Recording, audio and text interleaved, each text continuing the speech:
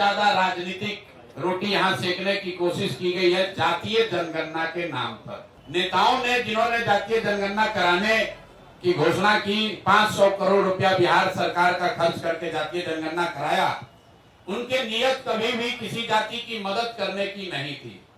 वो इस जातीय उन्माद को फैलाकर फिर से समाज में राजनीतिक रोटी सेकना चाहते थे।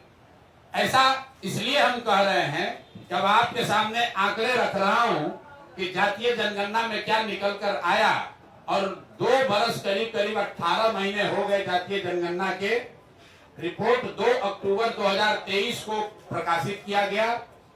7 नवंबर 2023 को विधानसभा के पटल पर ये रिपोर्ट रखी गई, और 22 नवंबर 2023 को नीतीश कुमार ने तब तेजस्वी यादव के साथ जो सरकार चला रहे थे, मिलकर जातीय जनगणना के आधार पर 5 बड़ी घोषणाएं की। अब उनकी हकीकत आप देख लीजिए। जातीय जनगणना में सरकार ने ये माना कि 34% से ज्यादा लोग बिहार के गरीबी रेखा से नीचे आज भी रह रहे हैं। लेकिन ये महत्वपूर्ण आंकड़ा नहीं है। महत्वपूर्ण आंकड़ा ये है कि 30-35 साल से सामाजिक न्याय की राजनीति करने का दावा करने वाले लोग, इनके शासन के बाद भी जब जातीय जनगणना में जिन लोगों ने रिपोर्ट बनवाया उन्होंने पढ़ा भी नहीं। सिर्फ 5% से भी कम दलित और अति पिछड़ा समाज के लोग 12वीं क्लास पढ़ते हैं। आरक्षण की लड़ाई लड़ने की बात करने वाले लोग 35 साल के बाद 0.93% अति पिछड़ा समाज के लोग आज सरकारी नौकरियों में हैं। 2 बरस पर इस पर कोई चर्चा नहीं हुई। तो जब नीतीश कुमार ने 22 तारीख को इसकी घोषणा की कि इस रिपोर्ट के आलोक में हम लोग क्या क्या करेंगे, तो एक चर्चा उन्होंने की जिसकी आप लोगों ने भी जिसको फॉलोअप किया कि आरक्षण की सीमा को 50 से बढ़ाकर 65 या 75 किया जाएगा। इसका हम लोग रिकमेंडेशन केंद्र सरकार को भेज रहे हैं। तो मैं अब पहला मांग ये कर रहा हूं नीतीश कुमार से कि भैया केंद्र में भी तुम्हारी सरकार है और राज्य में भी तुम्हारी सरकार है, और सामाजिक न्याय के आप पुरोधा भी हैं। तो अब आप बता दीजिए कि जो आपने केंद्र में आरक्षण बढ़ाने का मांग यहाँ लिखित भेजा था, उस पर अभी स्थिति क्या है। सरकार ये बताए समाज को कि आपने आरक्षण बढ़ाने की जो मांग करी थी उस पर आज स्थिति क्या है, या आप उसको भूल गए, बेवकूफ बना रहे थे सबको। और तेजस्वी यादव भी बताएं कि विपक्ष के नेता होने के नाते उन्होंने इस पर अभी तक क्या किया है। लेकिन दूसरा जो महत्वपूर्ण बात है जिस पर कम चर्चा हुई, उस रिपोर्ट के आधार पर 22 नवंबर 2023 को नीतीश कुमार ने घोषणा की कि 94 लाख परिवारों को, जिसमें हर जाति के गरीब लोग शामिल हैं, 94 लाख परिवारों को रोजगार के सहायता के लिए 2 लाख रुपए प्रति परिवार 5 वर्षों में किस्त के आधार पर दिए जाएंगे।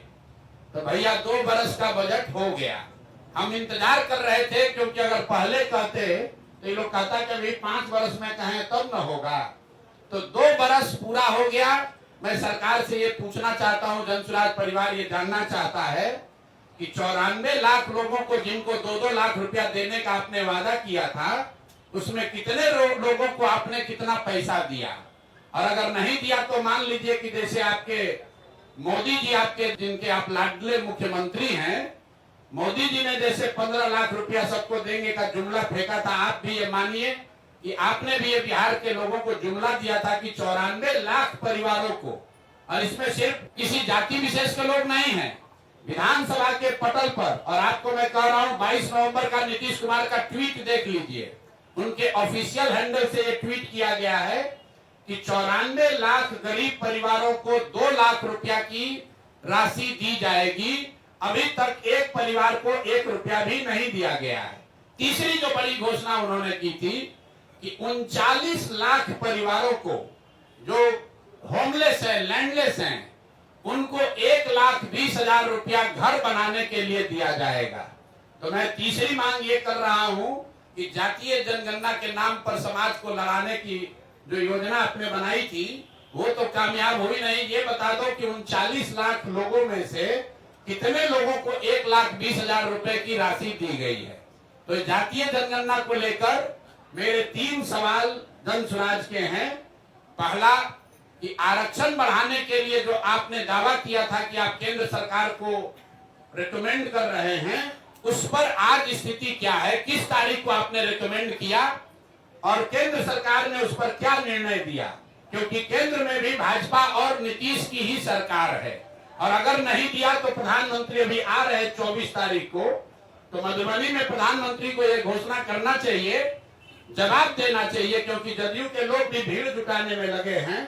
सरकारी खर्चे पर डीएम सीडीपीओ से लेकर सारा प्रशासन लगा हुआ है, सरकारी खर्चे पर भीड़ जुटाई जा रही है, तो उसमें मोदी जी को और नीतीश जी को बताना चाहिए कि जातीय जनगणना के आधार पर आरक्षण बनाने के प्रस्ताव की स्थिति आज क्या है।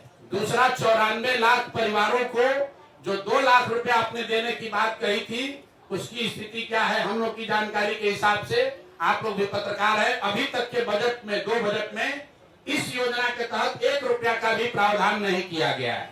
और तीसरी बात कि आपने 39 लाख जो होमलेस, लैंडलेस, खासकर दलित समाज के लोग थे, उनके लिए अभी तक 1,20,000 रुपया जो जारी करने के लिए कहा था, उसमें कितना पैसा जारी किया? तो जन स्वराज परिवार 3 मांग रख रहा है कि जातीय जनगणना के आधार पर उसके नाम पर राजनीति करके समाज को बांटने लड़ाने वाले ये सरकार, उस पर व्हाइट पेपर जारी करो और 1 महीना में बताओ कि आरक्षण पर क्या हुआ।